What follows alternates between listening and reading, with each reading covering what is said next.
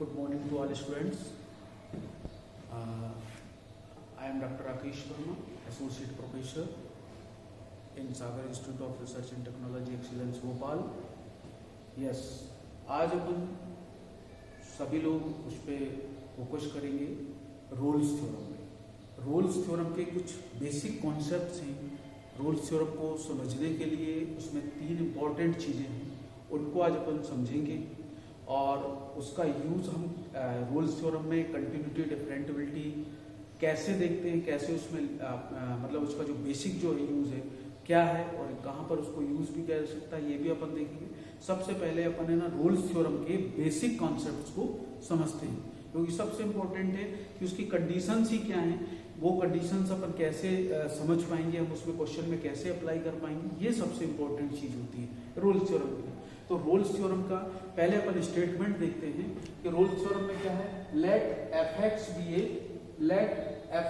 A function and let f x such that a to b tends to are.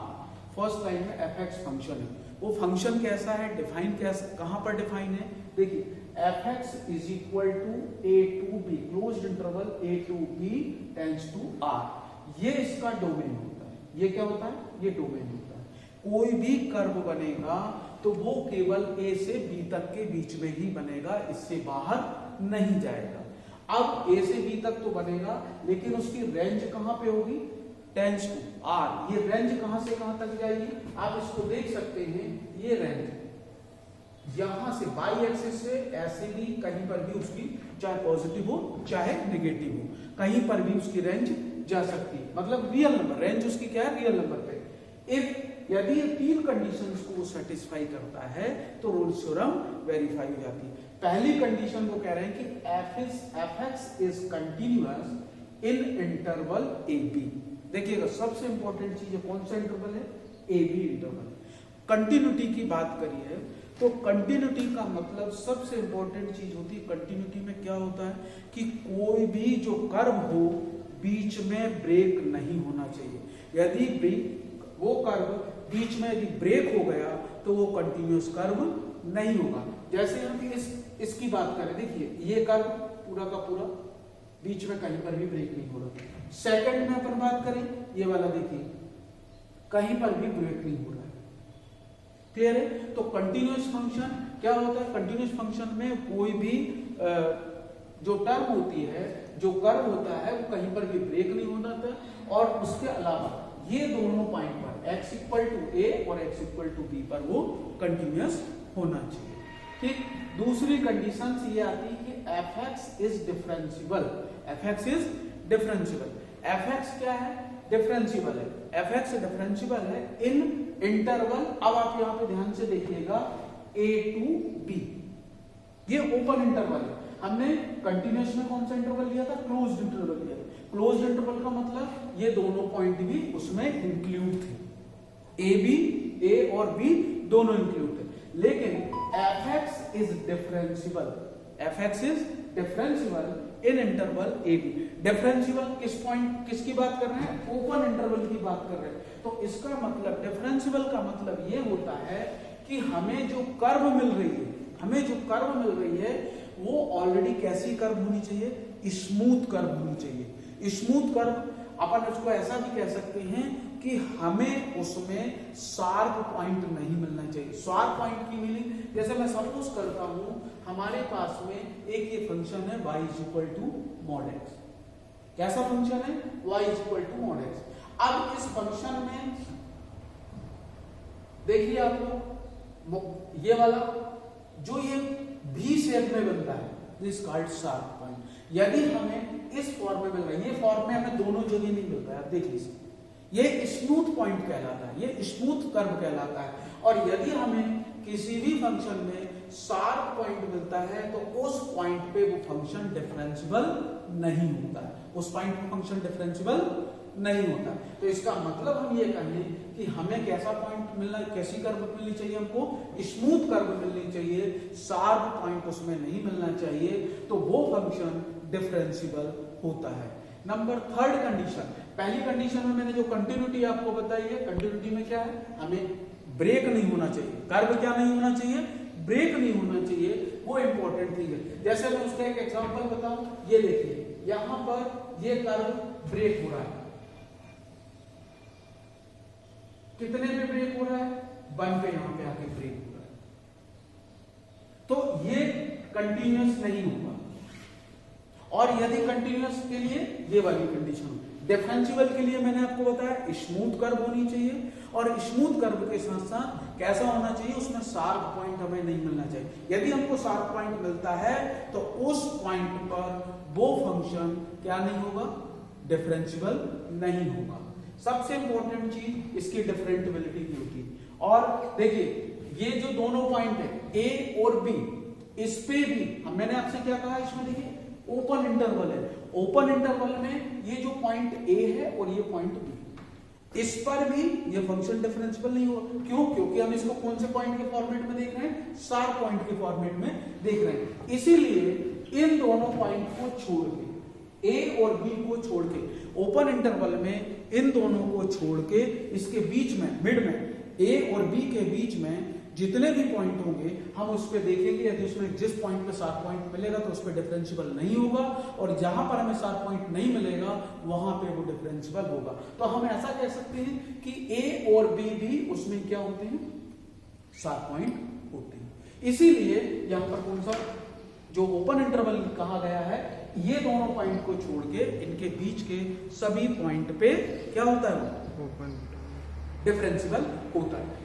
Third condition जो है, third condition में क्या है कि F A is equal to F b, f A is equal to F b, f A is equal to F b का मतलब क्या हुआ, f A is equal to F b का मतलब ये होता है कि ये जो पॉइंट है इस पे हमें फंक्शन जो y is equal to f x है, इस पे यदि x की वैल्यू a रखें तो एफ ए, और इस पॉइंट पे तो एफ बी, दोनों कैसा होना चाहिए, सेम होना चाहिए।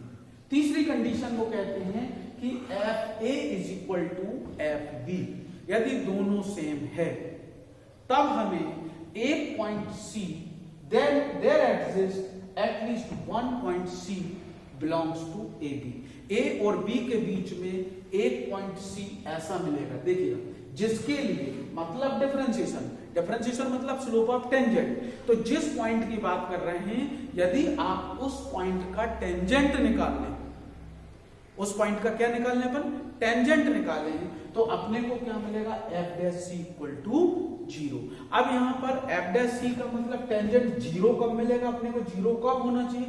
सबसे इंपॉर्टेंट चीज बात, सबसे इंपॉर्टेंट चीज बात ये है कि यदि वो कैसा कर्व है, स्मूथ कर्व है, और स्मूथ कर्व के साथ साथ यदि हमने इस पर टेंजेंट ये डाली और टेंजेंट डाली, तो इसका 0 कब होगा, जब वो एक्स एक्सिस के पैरेलल होगा। सबसे इंपॉर्टेंट बात यह है कि यदि वो एक्स एक्सिस के पैरेलल है तो ही तो हमें f dash c equal to 0 मिलेगा, अदरवाइज वो 0 नहीं मिलेगा। उसके साथ कोई भी उसका एंगल नहीं बनेगा। आप देख लीजिए, इसके साथ इसका कोई भी एंगल ड्रा नहीं किया जा सकता। मतलब हमने स्लोप ऑफ टेंजेंट, इस सी का हमने टेंजेंट निकाला, टेन थीटा निकाला, तो अब उस कंडीशन में हमें क्या मिला, एफ डैश इक्वल टू 0। हम एक चीज यहाँ पे और भी बोल रहे हैं कि then there exist at least one point, तो एक से ज्यादा भी उसके बीच में पॉइंट हो सकते हैं। ऐसा कोई जरूरी नहीं है कि एक ही पॉइंट हो। मैंने देखिए सेकंड ग्राफ में बताया ये 2 पॉइंट, आप 3 पॉइंट भी बता सकते हो। तो दैट मीन्स अपन ये कह सकते हैं कि यदि हमें 2 पॉइंट के बीच में एक से ज्यादा भी स्मूथ कर्व मिल रही है, जिसपे हमें क्या नहीं मिल रहा है, शार्प पॉइंट नहीं मिल रहा है, तो हम ये कह सकते हैं कि वो पॉइंट उसके बीच में होंगे और वो फंक्शन फिर वो डिफरेंशियल भी हो सकता है। एक बार मैं पूरे तीनों कंडीशंस को रिपीट कर रहा हूं। तीनों कंडीशंस में आप लोग बहुत ध्यान से देखिएगा कि सबसे पहले हम देखें कि एफ एक्स एक फंक्शन है, उस फंक्शन को अपन ने डिफाइन किया, काय पे वो डिफाइंड है, देखिए आप लोग, f such that a to b tends to r। Domain क्या है उसका, a से b तक है, और कहां रेंज क्या है उसकी, r मींस रियल नंबर वाली। तो जो डोमेन है, जो भी आपका कर्व बनेगा वो a से b के बीच में बनेगा, लेकिन उसकी रेंज कहां से कहां तक जा सकती है, आप बाई एक्सिस से ऊपर भी रह सकती है और बाई एक्सिस मतलब एक्स एक्सिस के ऊपर से लेके नीचे तक आपको उसकी रेंज मिल सकती है।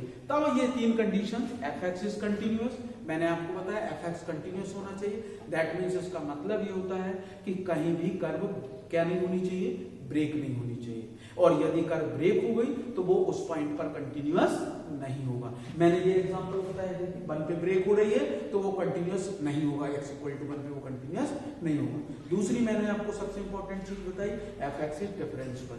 डिफरेंशियल क्या होता है कि डिफरेंशियल देखना, मैंने ओपन इंटरवल पे बताई, कंटिन्यूटी कहाँ बताई, क्लोज्ड पे। तो ओपन इंटरवल में जब अपन डिफरेंशियबिलिटी देखते हैं तो डिफरेंशियबिलिटी सबसे इंपॉर्टेंट, यदि हमको 7 पॉइंट मिलता है तो उस पॉइंट पर वो क्या नहीं होगा, डिफरेंशियल नहीं होगा। और स्मूथ कर्व यदि आपके पास है तो डेफिनेटली उस पे एक पॉइंट अपने को सी मिल जाएगा जिस पर वो अपने को डिफरेंशियल हो जाएगा। तीसरी fa = fb। fa = fb का मतलब there exist a point at least 1 point c। एक से ज्यादा भी हो सकते हैं, एक से ज्यादा होने पर मैंने आपको ये भी बताया है कि a और b पॉइंट, इसमें अपन ने कौन से पॉइंट 7 पॉइंट के फॉर्मेट को डिफाइन किए, इसलिए इस पे भी वो डिफरेंशियल नहीं होगा। तो एक पॉइंट c होगा, c अपन ने देखा c किस किस के बीच में, a to b के ओपन इंटरवल ले रहे हैं, दैट मींस इन दोनों के बीच में होगा। तो f' का मतलब कब होगा, जब अपन उसका slope of tangent, that means उसका c का अपन tan थीटा निकाले, और वो कैसा 0 कब आएगा, जब वो x एक्सिस के पैरेलल होगा। ये रोल्स थ्योरम का बेसिक कॉन्सेप्ट था।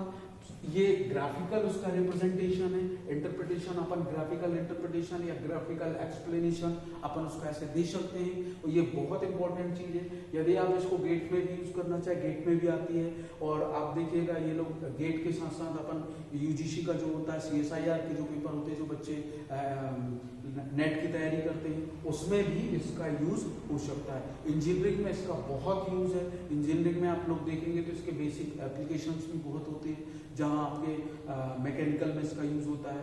अपन इसको कह सकते हैं कि इसी ब्रांच में भी अपन इसको देख सकते हैं, इलेक्ट्रॉनिक्स एंड कम्युनिकेशन में, तो इसका बहुत जगह यूज है। और पर्टिकुलरली यदि हम उसको खुद समझना चाहें तो इसके कभी कभी तो क्या होता है कि अपन लोगों को कंटिन्यूटी का ही नहीं समझ में आता कि कैसे क्या होगा यहाँ पे। तो सबसे इंपॉर्टेंट चीज ये है कि ये दोनों मैप उसके ग्राफिकल रिप्रेजेंटेशन है, ये उसकी तीनों कंडीशन है। यदि तीनों कंडीशन उसकी सेटिस्फाई होगी तो रोल्स थ्योरम वेरीफाई हो जाता है। Thank you.